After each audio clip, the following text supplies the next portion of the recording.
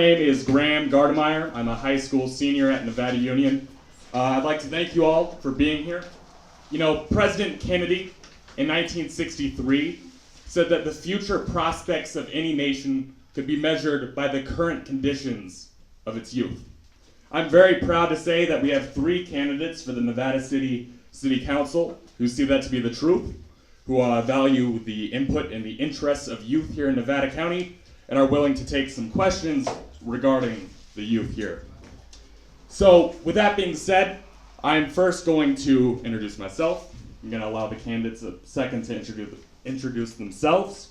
They will then go into a brief 2 to 3 minute stump speech. After that, a round of questions that I've prepared myself, as well as you can write your own questions and put them at the back of the room. We will prioritize questions first from young voters, first-time voters, and then from everyone else. That being said, when you are writing your questions, I would strongly encourage you to ask very hard ones. These people are running to represent you, and they deserve to earn that vote. So, with that being said, I would like to start with Micayla and introducing ourselves. Hello, Graham. My name is Micayla Sortland, and I'm running for Nevada City Council. I am a Social Security disability advocate and a professional musician. I'm Adam Kline. I'm currently serving as the mayor of Nevada City, and I'm running for re-election. I like your reference to President Kennedy. Anyway, my name's Jim Khatami. I'm currently on the city's planning commission, and I'm running for the open seat on the city council. Perfect. Now I'd like to allow you each 2 to 3 minutes to give your own stump speeches. Sure, I'll start us off. Hello, everyone. Micayla Sortland. I am from here. I am really excited to be running for Nevada City Council because I care a lot about Nevada City. This experience has been one of the coolest of my life. Being a disability advocate has prepared me for this role. As a disability advocate, I help people through very significant challenges in their life. They come to me when they are experiencing a disability, whether it be mental or physical, and I'm there to support them through that legal process. So the skills that I have that I feel translate extremely well that come from my legal background are being able to sort through vast amounts of information and cut to the heart of the issue. You know, what are we talking about? What is the ordinance that we're talking about? What is the legal statute? And how does this apply to my community? And how can I help my community? So as a city council member, you know, when these tough questions are coming to me on the campaign trail, I'm thinking first, how can I help? You know, how can I help my community? How can I advocate for the greater good? So not just for one person. One person is important because the expressed needs of that person need to be listened to and carefully considered. But I can feel something changing in my experience as an advocate, because in my experience as a disability advocate, it's one-on-one. It's how can I help you? We are working on this together. But when I'm thinking about the community, I feel a sense of responsibility that's greater. And it's important to me to get that right and think in terms of the whole. So those skills are very relevant in terms of performing under pressure, in terms of speaking on behalf of a community, thinking about the honor that it takes to do that, to make the right decision, to help think about, you know, how is this affecting the community, how is this affecting the individuals. And I also wanted to talk about my experience as a professional musician, because I think that's extremely relevant as well. I've spent the majority of my youth, my teenage years, my young adulthood, and my adulthood and into middle age, being 45 years old, as a touring musician. And that has taken me all over the world. I've had very intense moments of, oh my gosh, I'm about to walk on a stage in front of 10,000 people. Okay, let's get this together and let's do this. Let's bring something to the table. Let's give the people a performance and let's connect as a group. And so I think that those moments where it feels overwhelming and go, okay, I'm gonna walk out there and I'm gonna do this, I think those are highly relevant skills.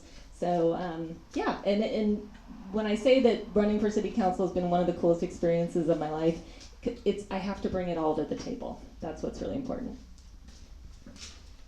Hey, I'm Adam Kline. About 20 years ago, I owned a record store in Nevada City. That is when I started going gray. Something to look forward to, Amelia. Thank you for hosting this event. I grew up here like Micayla, and I have long been interested in politics. I've canvassed for congressional candidates and done organizing for campaigns.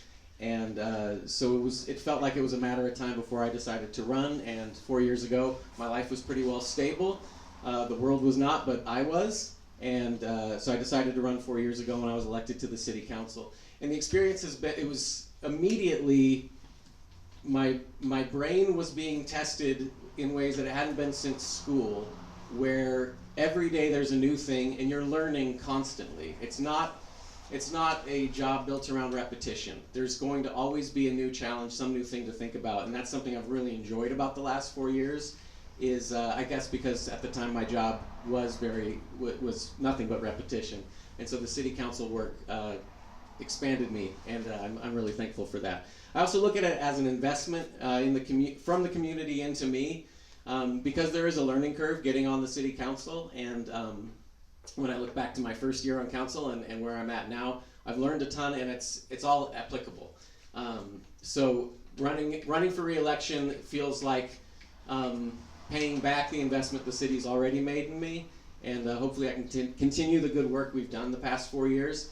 The community spoke loud and clear that they were interested in building up our fire resilience and safety, and so the 5 of us have focused on that, and I think you can see the results driving around town. The fire fuels reduction crews have cleared out a lot, and we are safer than we were before, but we need to not feel too safe, because that's always going to be a danger. The globe is getting hotter, it's drier, it's windier, so the work continues, but I'm very proud of what we've accomplished in that time. And I just want to say I think it's great to get this turnout for this event. This is a first-time event, but I hope it becomes a regular tradition. A lot of times the youth in this community, having been one, can feel neglected, and you're the future, so it matters more than anything. What we're doing is for you. So, thanks. Yes, I am. My name is Jim Khatami. Thank you all for coming. That's great. This is a really good turnout, and it makes it fun for us, I think, to have a nice group of people. I was originally from New York City. That's where I was born. My dad immigrated to New York from Iran, which wouldn't be a big deal, but seems to be a big deal these days. I think there's too many more coming from Iran. As an adult, I moved to San Francisco, and I lived there for a good part of my adult life. I raised a family there. My son went to school there, to the public school system in San Francisco, and I worked in the public school system as a volunteer for 10 years. I did what a lot of parents do. I was a soccer coach, track coach, etc. I think that's good. It's good to be from here, but it's also good, I think, to be from somewhere else sometimes. Just in terms of, coming from a place like San Francisco, there's a lot of different things going on. There's a lot of different groups of people, different insights that you get. Diversity, I guess, is the buzzword, and I think that's good to have that.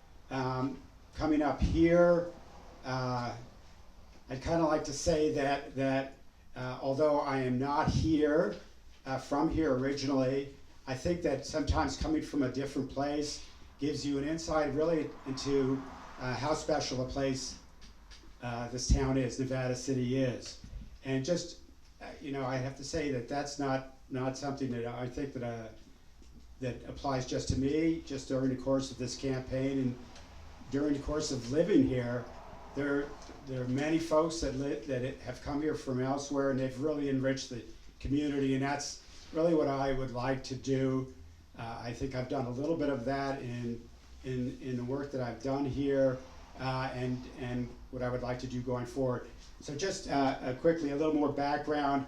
Bought a house on American Hill in 2013. In 2020, I retired, and a year ago, I joined the city's planning commission. So currently, I'm on the planning commission of Nevada City, and I decided to run. It was in January. I had worked in my neighborhood in a community effort to prevent a developer from tearing down a historic wall and pathway. And in that process, I met a lot of people, including Paul Mattson, who used to be mayor, and he called me up one day and suggested I run, and that's what I'm doing. So thank you very much. Well, thank you all very much for being here today. With that being said, the format tonight is pretty loose. I'm going to ask you a series of questions, and then we're going to field some questions that the audience has submitted. The first being, what are the biggest challenges and the biggest resources for young people living in Nevada City? Shall we? Whoever wants to take it first. Okay. This is a biggie. I hear from so many young people that to stay in this community where they've grown up means they pretty much have to stay living with their mom and dad, which they don't want to do. So Sacramento, here I come. We need housing for kids, and by kids I mean anyone under the age you can buy a home, afford to buy a home in Nevada City. When I graduated, I found myself in an apartment on Commercial Street, splitting it with my best friend and my brother. I paid $200 a month to live downtown Nevada City. And yes, I'm old, but I'm not that old. It wasn't that long ago. And now that's just unthinkable.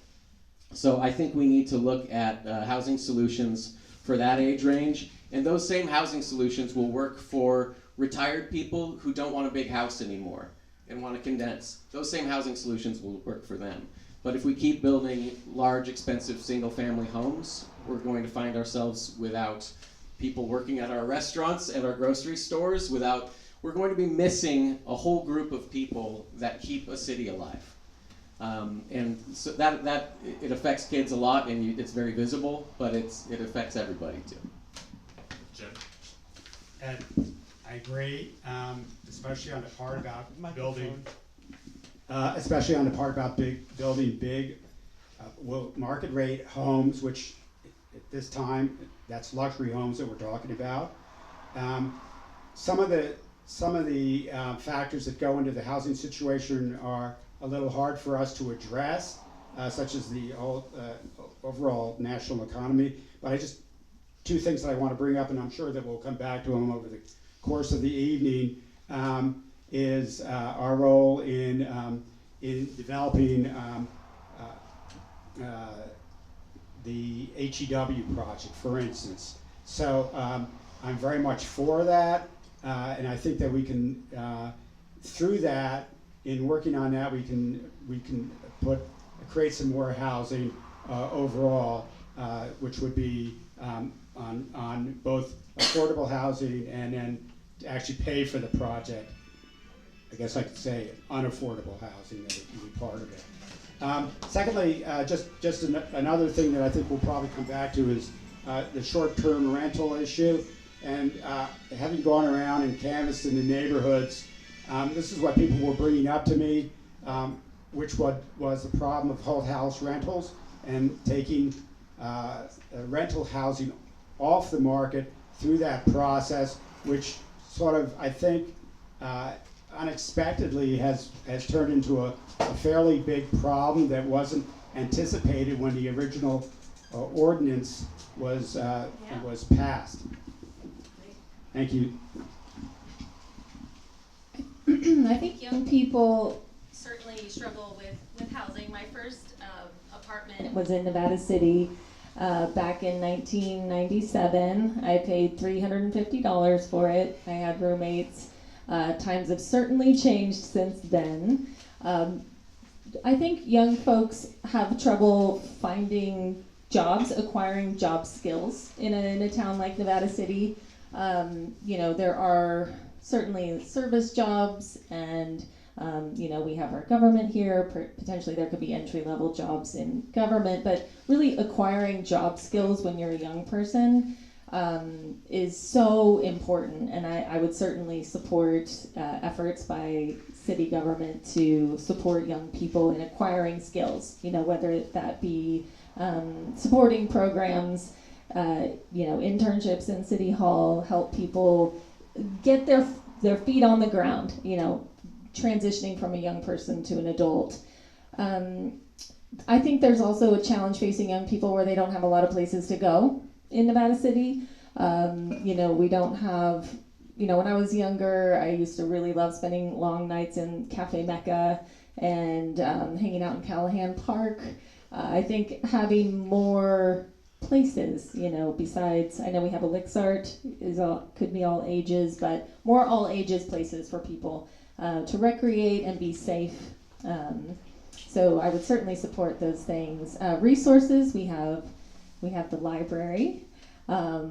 That's free and available. I am noticing a gap in what we're offering the youth. I think we're senior centric in Nevada City, and I think we could really fill space in advocating for youth and supporting community spaces. I think Grass Valley's doing better than we are. We have Bright Futures for Youth in Grass Valley, but I would certainly support creating more resources where young folks can have safe places to go, recreate, hang out with their friends, and gain job skills.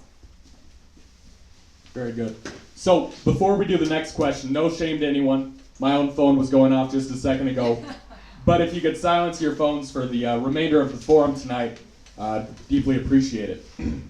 So for our second question, tell us about your experience as a young person finding employment and housing.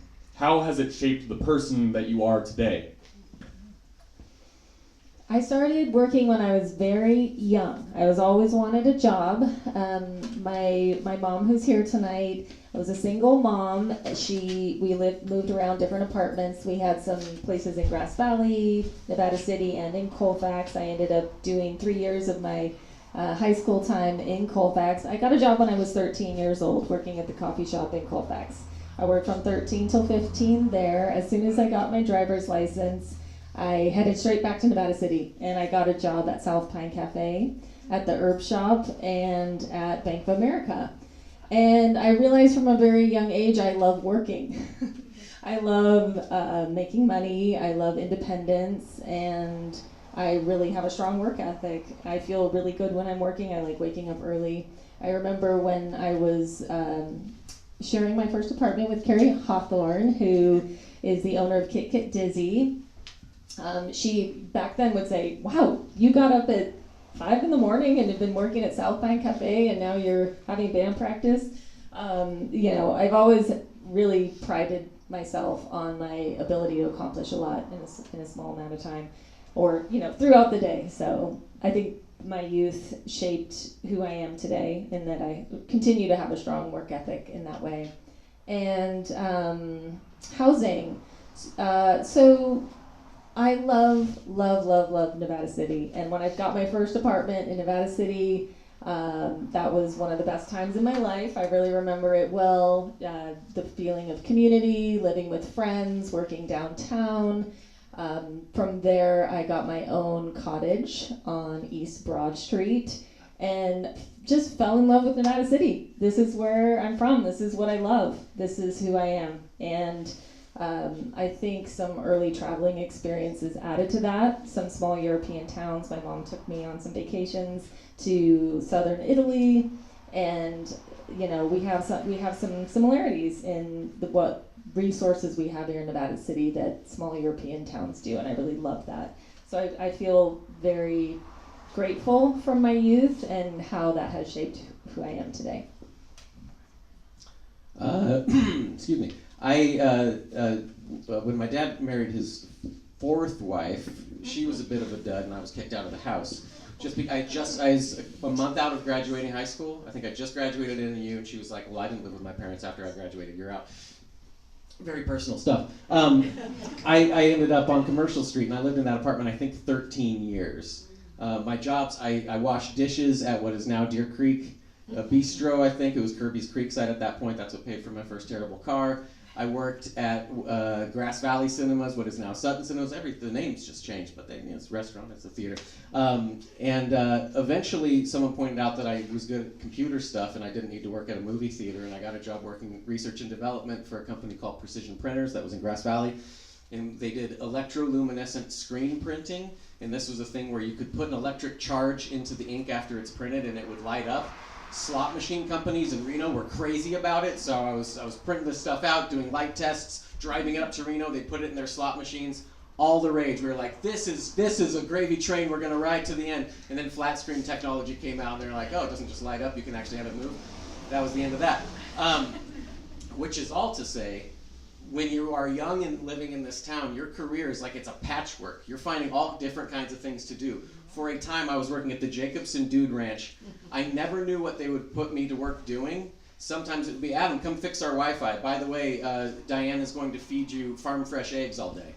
Great. And other times it's like, Adam, clean the chicken coop. Less great, but I'll still do it. I have to pay rent. So you find stuff to do. I wish it was easier. I wish there were more employers just looking for people. Eventually, the computer stuff kicked in, and for 16 and a half years, I made websites for wineries. I've never had a drink in my life. I was in the wine business for 16 and a half years. You find stuff to do. After I moved out of the Commercial Street apartment, I lived on Park Avenue, right on Pioneer Park. My landlord was a guy named Gary Peterson. We did not realize in that moment that eventually he would be the mayor and I would be his vice mayor. Thankfully, he was a good landlord. I think I've had a very unique experience in Nevada City in that I've had two landlords, and they were both wonderful people that I'm still in touch with. After that, I was able to save enough money to pay for my home. But I understand how tricky it is. And I have so many friends who made the decision, am I going to go to college or am I going to buy a home in Nevada City? And so there's a lot of people still paying off college loans who are grown-ups like me. And anyway, it's tricky, for sure. I'll go with that. It's very tricky. I can't say that I know that from recent personal experience, since it was a while ago that I was young. And it was a whole different universe back then, of course. I sort of get a more realistic version of today time when I talk to my son. And it's... And again, for me, when I got out of college, I got an apartment in the Upper West Side in New York for, I think it was $200 for a studio apartment.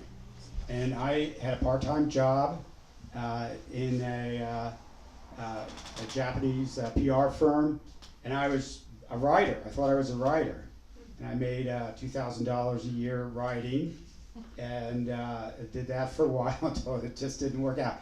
But that's a different universe, I know, than what young people face today here in Nevada City and just pretty much everywhere in California for sure. And again, you know, I go over with my son, and it's we try to help, of course. I think the people of his age. He has multiple roommates. And it's much more of a challenge. You know, I wish we as a group and we in Nevada City could have a bigger impact and make it easier for young people, because it's much harder than it used to be, and that's for sure. Very good, thank you all. Next question: would you be willing to implement rent control and/or a limit on Airbnbs and other short-term rentals in favor of housing for locals?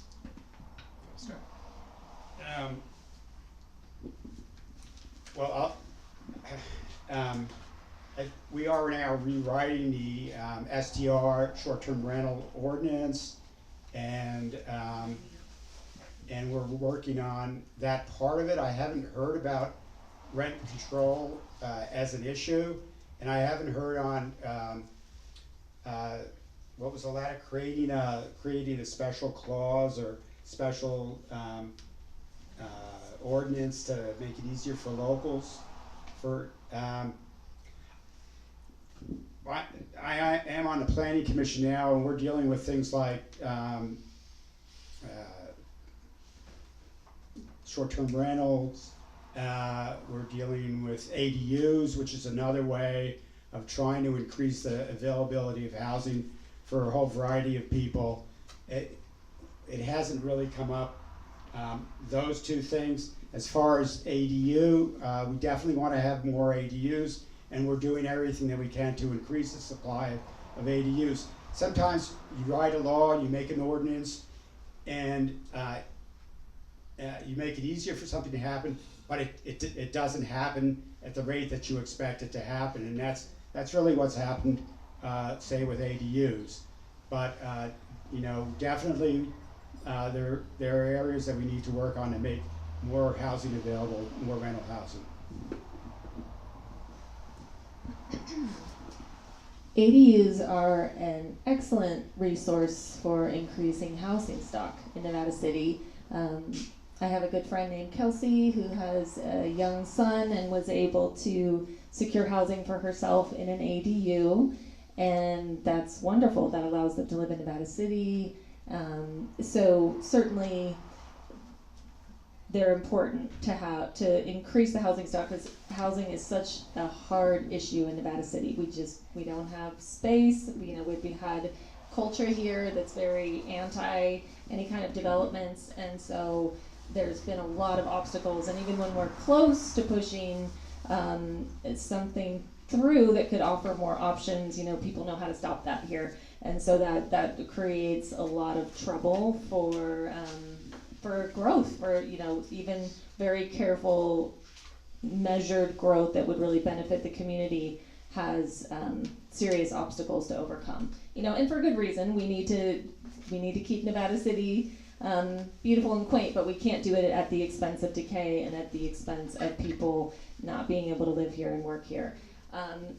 Short-term rentals, I feel like I'm in a good position to have opinions on them, because I ran to, in my future iterations of my life, when I was living in Southern California, I purchased a historic home, I remodeled it, and it was an Airbnb. And after I had lived in it for 7 years, I was able to rent it. And it really helped me and my husband get on our feet in terms of an investment, in terms of being able to sell something that allowed us to move back to Nevada City, where we're both from. So I can completely see how Airbnb or short-term rentals can be a benefit for people in terms of being able to afford the home they're living in.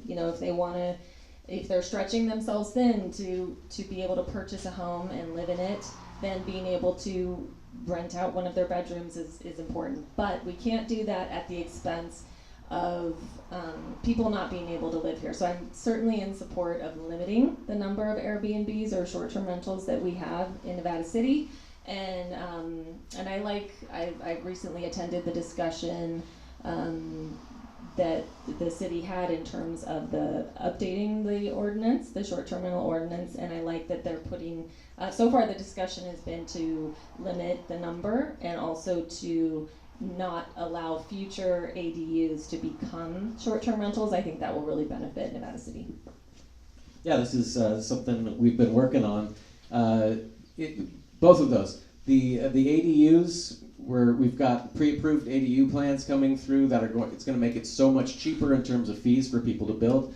I have a backyard that I mostly don't use. I would love to put a small ADU in my backyard and rent it to someone. I would love to do that. I just can't afford it. Those kinds of roadblocks, this will hopefully help with.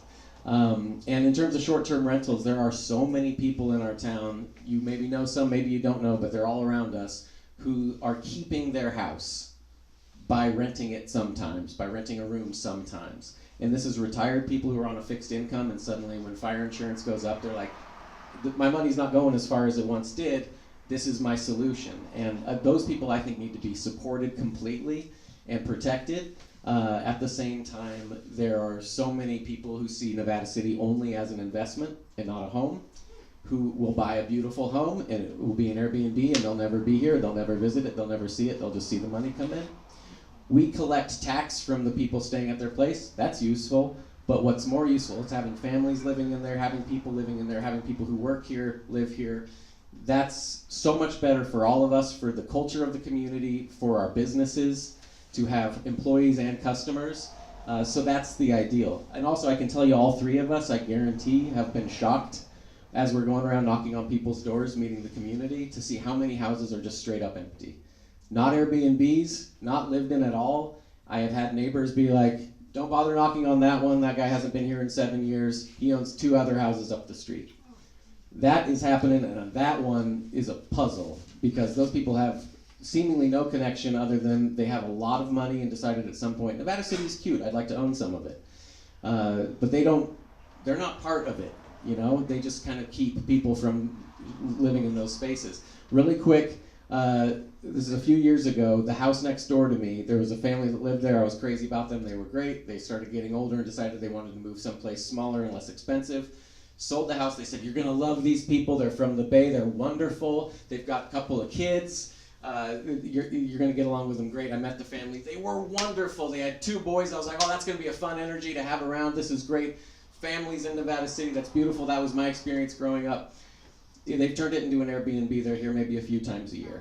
And when they come here, they say, well, we loved Lefties. What happened to Lefties? And I just looked at them and said, they didn't have customers or employees.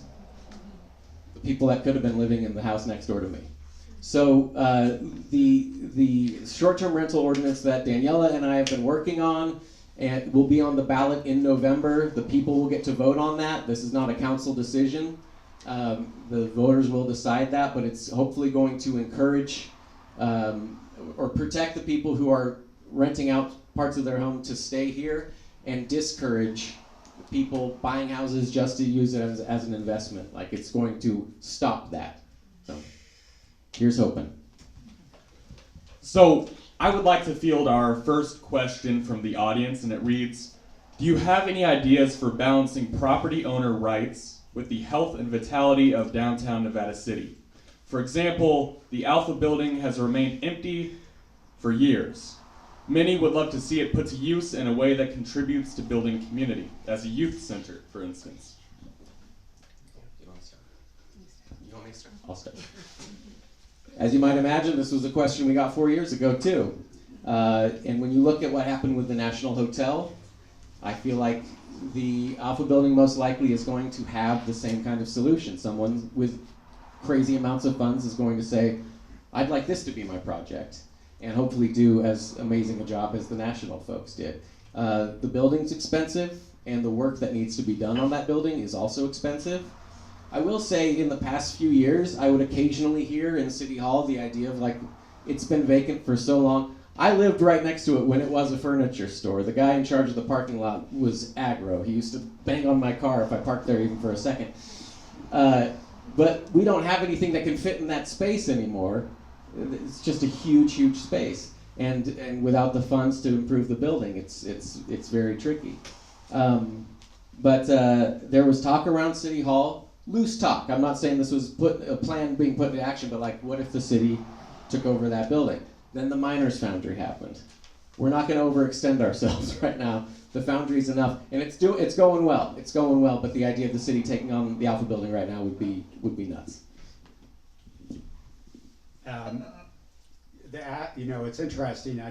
You mentioned going around and going door to door, and Alpha building comes up almost as much as any other issue. I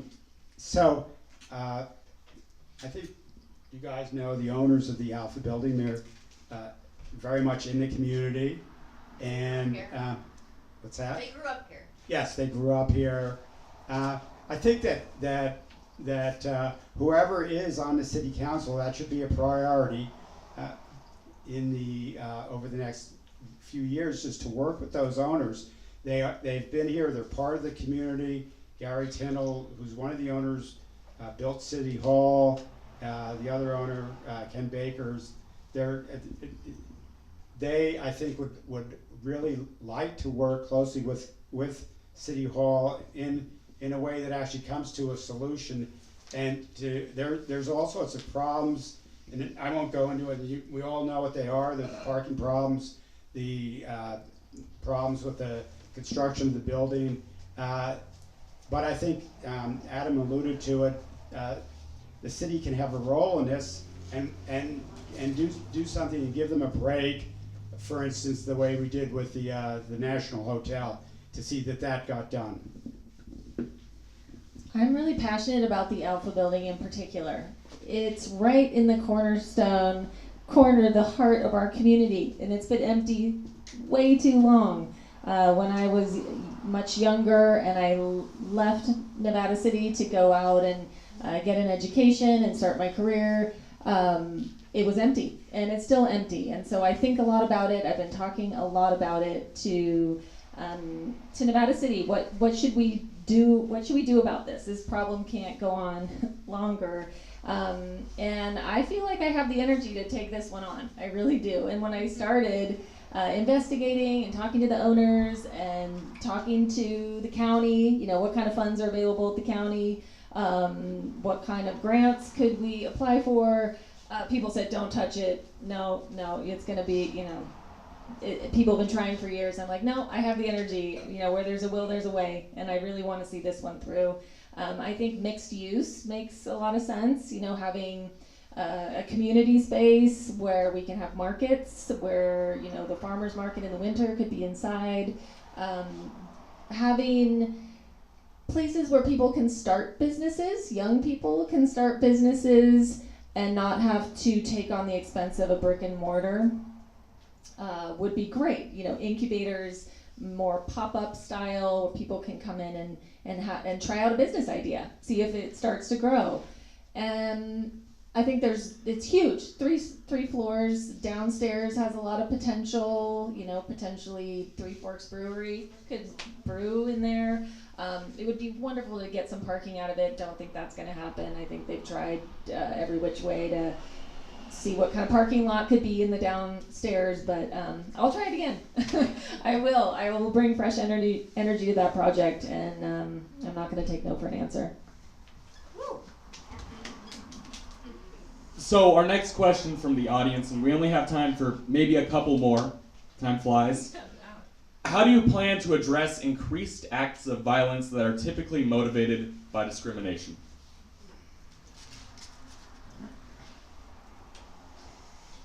Okay. I haven't since the incident at the Black Lives Matter march, which we all saw. It was we live in a different time, and everyone has a camera in their pocket, so people pulling that kind of stuff are called out immediately, hopefully, ideally, and police who aren't doing their part to quell that violence are also called out. Since that time, my colleagues, this is before I was on the council, but Fernandez and Peterson led a real effort with the community to talk about what kind of policing model do we want here, and that led to hiring Dan Foss as our police chief. And I've seen real results as someone who grew up here. When I was a kid, the police had a terrible reputation in this town, and it was well earned. I kept out of trouble, but I had a lot of friends who were brought into trouble by the police, friends who were doing nothing, who were treated terribly, and whose impression of the police was forever ruined by those interactions. I think we have a force now led by Dan Foss that is aware that it matters how they treat people, and he in particular, as an individual, has done a great job of turning that around. There's always going to be work to do. I've also seen this community change. When I grew up, Nevada City itself was extremely conservative. And now we are quite the opposite. And I watched it go from deep red to pale red to purple. And I was very excited this whole time. All the while my dad was like, no! But that's his problem. He moved to Tennessee. And now we're deep blue, and so I think I get encouraged when I meet with kids and I talk to kids and how much cooler they are than I was, and then when my friends were in high school with this stuff. And I was recently invited to go speak on the Nevada Union campus, and I saw queer couples walking around holding hands, and I was like, they did not do that 20 years ago, 30 years ago. That's great that they're just not afraid, and it's a beautiful thing. The city right now, I can say, is very responsive. If we hear of something horrible happening, we will act on it immediately, and that's a change from the past as well. So I see us moving in the right direction, but it does matter who's in office to keep us moving in the right direction. It matters who gets elected.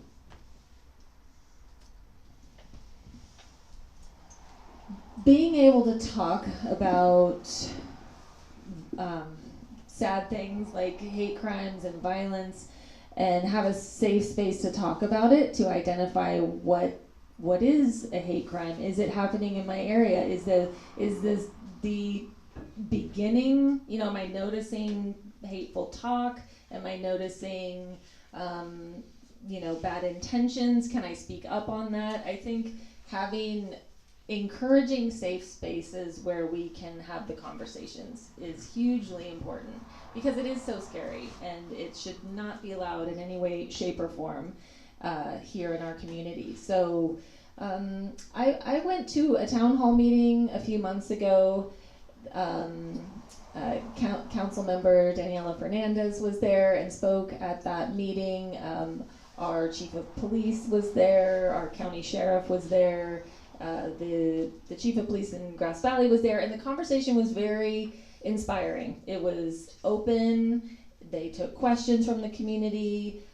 They addressed concerns. They talked about crimes that have been popping up and what they're doing about them. So I was grateful to be there in that room and hear from all sides of the community on the issue. And so more of that, absolutely. More discussions, more support for one another, and the police are wonderful. I absolutely am so grateful we have our chief of police, Dan Foss. He has such a kind heart, and he's very open with all Nevada City residents and people who are transient coming through. He's very aware, and I think that trickle down effect is in place. So grateful to have that, and thank you to the work of our community that encourage that type of policing model. So I think we're on the right track. I think the conversations are happening, and more of that. I completely agree with both my fellow candidates here. And I'd like to say, to Adam's point, I think the atmosphere, the political atmosphere has changed. We have a very diverse city council now. Just the general atmosphere in the town has changed. It's more open, it's more accepting, and that's all great. And I think that the police chief Dan Foss has done a good job, and I would continue to support all the efforts that he's making and the efforts that are being made to sort of integrate the police more into the daily life of the community. So before we go into your closing statements, I would like to pose one more question from the crowd, which is that Nevada City residents face a 200% to 300% increase in water and sewer fees. Right now, there is no plan to pay for it, but to bill you and me. What do you plan to do? Okay, that's inaccurate. I understand we will be raising the fees because the city has been paying for part of your water for the last 9 years because previous councils didn't have the political courage to raise the prices as the cost went up for us, which I understand it's politically unpopular, but at the same time it's necessary to not bankrupt the city. Water is getting more expensive everywhere because of environmental devastation. So this council has decided we're going to do the responsible thing. First of all, we have not set rates. We have not picked those rates. We are going to have community meetings. We're going to talk about all of this before anything happens. The reality is they do need to come up to pay for itself. And we will, of course, look for grants and so forth to do the infrastructure improvements. But the water itself is costing us more, and therefore it needs to cost the customers more. There's always going to be a lot of hysteria over this stuff because none of us are in a good financial place right now. the world as we know it is crumbling, and we hopefully get to decide what comes next. But I understand the frustration. I myself am going to have to completely rebudget my household when the water prices do go up, because I'm paycheck to paycheck like a lot of you. And so I'm going to take this extremely seriously, but the reality is we can't keep kicking the can down the road. We're going to do a politically unpopular thing now so that 10 years from now you say, what a great council that was. They were so responsible, where right now we're thinking the council from 9 years ago, I wish they had stepped up, because then we wouldn't be in this mess right now. So it's important to elect people who are going to step up. And grant funds are not forever, but if we can put grant funds towards infrastructure improvements, that will hopefully abate that somewhat. It is one of the more serious problems we're facing, and I'm grateful that the study was done that let us know that we were digging ourselves a hole. Would anyone else like to take that? Sure. I wrote a little note card out on this, and I'd written something for the union on it, which I'm not really going to go into. The thing that I underlined was painful, which is, and I think when you guys on the council brought it up, and it came up in the meeting, and it wasn't you, I think it was maybe Gary was talking about that. Nobody really wants to talk about it because there is nothing but a painful solution to this. So the more we talk about it now, and we don't need to wait until we have a forum or there's a meeting. It has to be part of sort of the daily conversation, which is that we are going to have to pay a lot of money to eventually save a lot of money. And that we will, if we work together, we can find ways to mitigate that cost somewhat. Thanks. I've been spending a lot of time with Bill Falcone, the city engineer for 52 years. He knows so much about Nevada City, and he's such a great resource, and he's so generous with his information and time. And and he's been going door to door with me, which is again so generous of his time, and he knows so many people.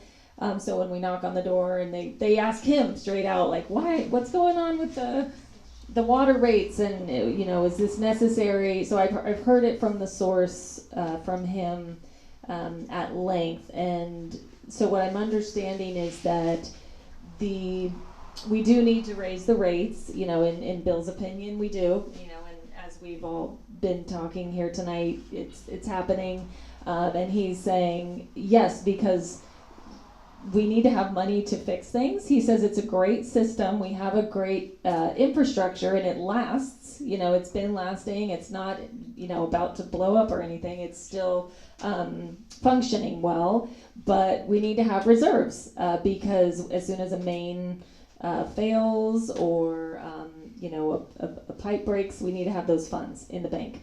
And so that's really important. And there's upgrades that need to take place. There's some really old hydrants that need to be replaced, so we can't just turn a blind eye to the hydrants. There's some streets that don't have fire hydrants, so we need to have money to be able to improve those, that part of our infrastructure. And then in terms of vulnerable community members that this is going to hit the hardest, I'm really thinking about them because their voice absolutely needs to be in this conversation about the rate hikes, and by California law, their conversation will be in the conversation. So that's part of this whole process, is making sure neighbors are heard, that that we can have things to help them, have programs to help them, have more time to pay your bill, have potentially some programs to assist folks who are on fixed incomes and really can't afford it, or young people, with families that cannot afford those rate hikes at all, applications where they can apply for it. And then being aware that the city's offering that. I think that's one thing that's really struck me as I've gone to so many meetings in the last 4 to 6 months as I've been on the campaign trail, is we have a lot of resources for people who need it, and they're not utilizing it. There's a lot of matching programs that you'll get 2 or 3 applications for, and the funds are there, and people don't know about them. So making sure that people know what resources are there is going to be critical, and I'm thinking about that already. How am I going to help get the word out to people that need it the most? Awesome. So, one last thing to close this off really shortly. As you know, this is the last candidate forum of this cycle before the election on June 2nd. It's the last chance that voters have to hear from all of you together. So to close off, why should the people in the audience today, particularly young voters, vote for you?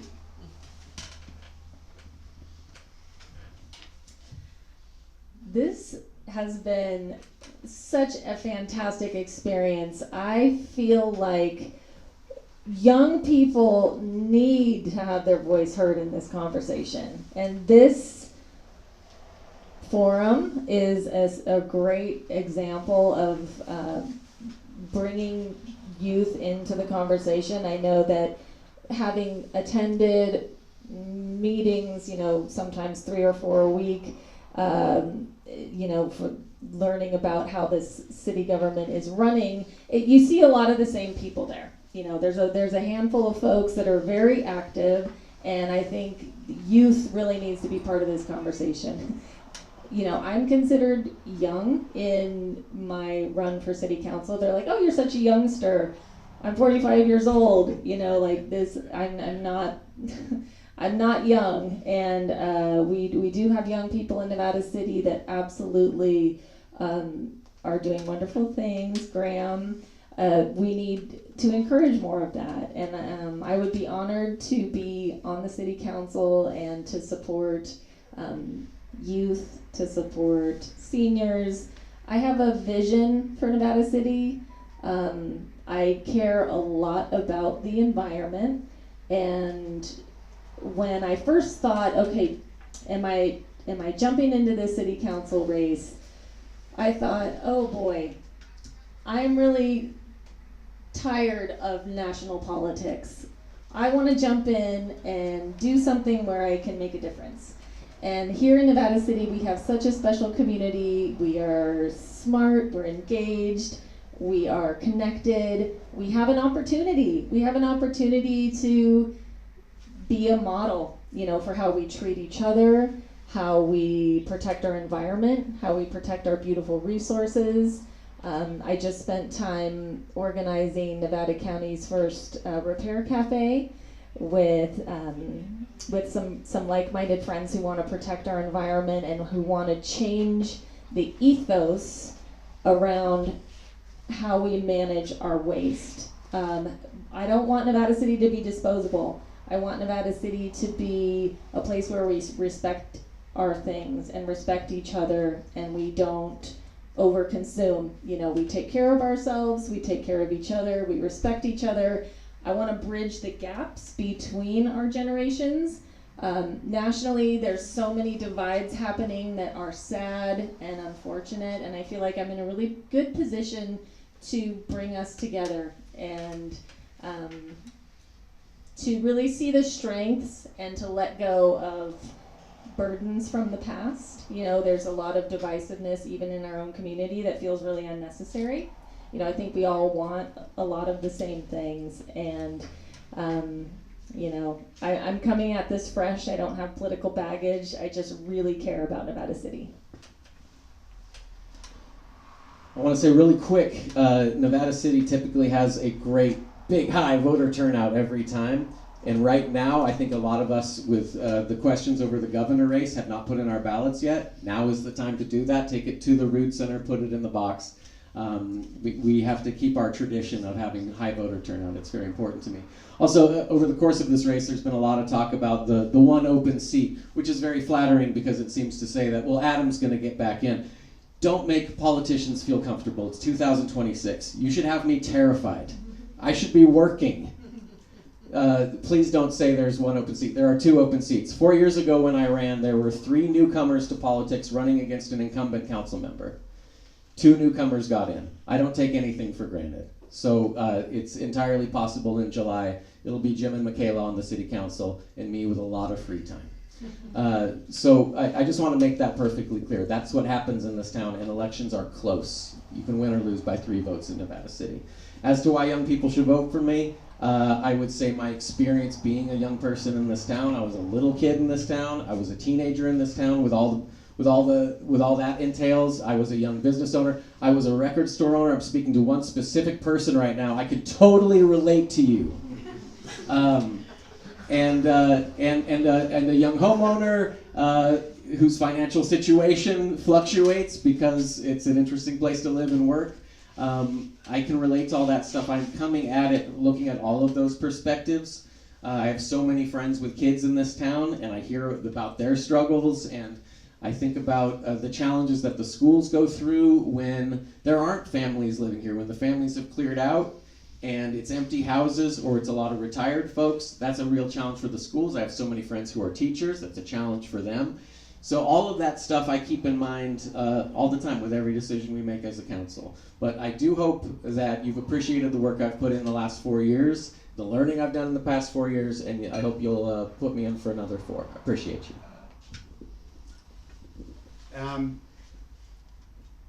Well, when I decided to run, I was advised you had better develop a thick skin, and that was actually some pretty good advice. It's been an interesting campaign. I think that a little bit of I wouldn't call it divisiveness, but a little bit of maybe being on opposite sides, having a different point of view, bringing a different insight is actually good, especially since we actually don't know how we're going to solve some of these situations that we're going into, like water and sewer, and it's good to have someone that's going to speak out and maybe take a position that's not all that popular. I've done that a bit, and my former friend, or was he a friend, or not former, Gary Peterson, has an editorial saying that about me. It's not a natural thing for me, but that's something that I think I would like to bring into the city council, is maybe a different point of view. I'm concerned about a slate or a sort of a conformity on certain issues, and I would definitely bring I'd bring a willingness to go against whatever the group think is on certain problems. So that's what I would like to bring to the city council, and that's what I'm running on. Thank you. Very nice.